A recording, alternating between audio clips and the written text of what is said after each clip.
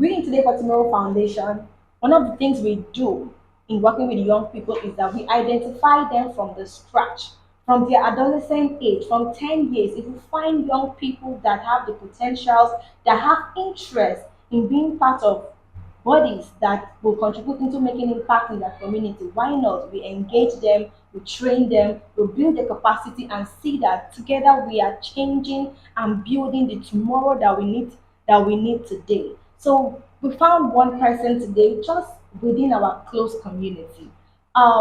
This young girl, she's how old are you? 16. She's 16 years old, and she happened to find us in a new location that we went to somewhere in Adamawa State.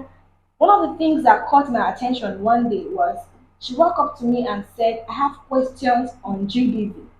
She now said she has questions she was given in school and she knows that we are an NGO. So I was, first of all, my attention was caught to that. Okay, you were able to fish us out. I know that we are an NGO, and you also kind of check the kind of work that we are doing. So we got talking, and I've been observing this particular girl. Recently, I saw her passing by with a laptop. So I called her. I was like, what are you doing with a laptop? And her response was she uses laptop to watch movies. She knows how to find her way to earning with a laptop, going to movies, watching with her siblings and everybody in compound watch movies. So I said, if this girl can do this with a laptop, then we need to build her into using a laptop for other more beneficial things, right? I mean, this is a soft digital gadget that if she learn how to use, it can become a skill for her that who knows what she can benefit from that skill. So that again caught my interest.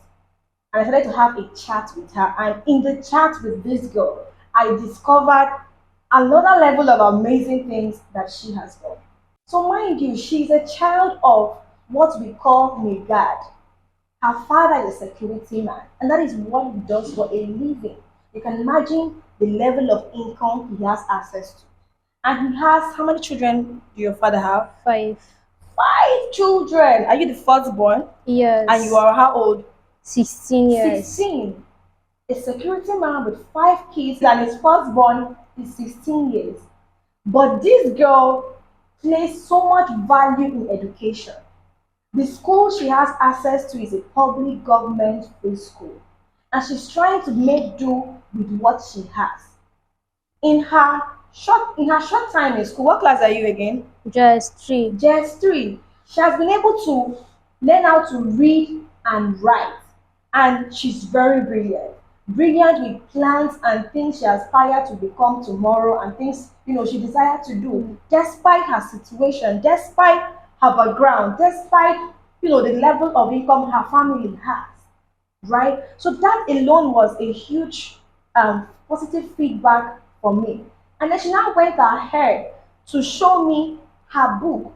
In this book, this is not a book that has classwork like English. What's your class subject? English, math, social study, social. Arabic, and This is not a book that has all those class subjects, but this is a book that has things she's interested in doing with her life. For example, when I opened the book, yeah, I started seeing gender-based violence information she has prepared to share with her peers. I started seeing her listing problems affecting adolescents, and she listed more than 10 problems from early marriage, forced marriage. This is what she's interested in talking about. She has messages on, on education, on depression, like everything. If I'm to flip this book through for you to see, she has a lot written down already. And I was curious, like, what are you doing with all these things you've written? And this is what she wants to tell people. Again, what we do in CFT is to catch them young, build their capacity, and we are so delighted to work with this young girl in her journey in impacting her peers. So what is that if I ask you now, what is that thing will you like to tell your friends out there that are also children of Mai Gadi, children of security? What was that you want to tell your friends? First of all, I will tell them concentrate, focus, and listen to your teachers. Always do your assignments. Never play with your education. Make your parents be proud of you.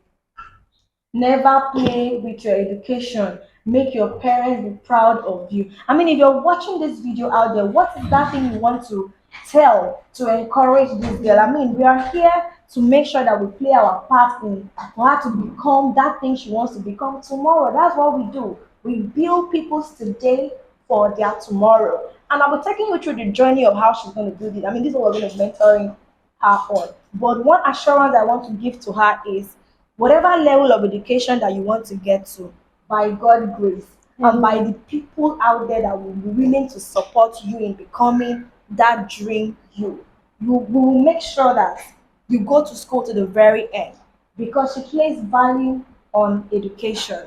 So is Yes. there like a message you want to tell anybody out there on education? Like what would you want to say to people out there? I want to tell them, let their children go to school, concentrate, focus, and listen to their teachers, do their assignments, and never play with their education. If we interview her over and over, you keep hearing the same thing. Never play with your education. Never play. She believes in the power of education, and she's ready to be that advocate that will use education and her knowledge to help people prevent them from what gender-based violence. That's your key thing, right? Yeah. Yes. So this is the story of Zainab. Haruna Daihiro. Zainab Haruna, a young girl, 16 years old girl who is ready to go on the journey of her life and doing amazing things in her life. Thank you so much for watching.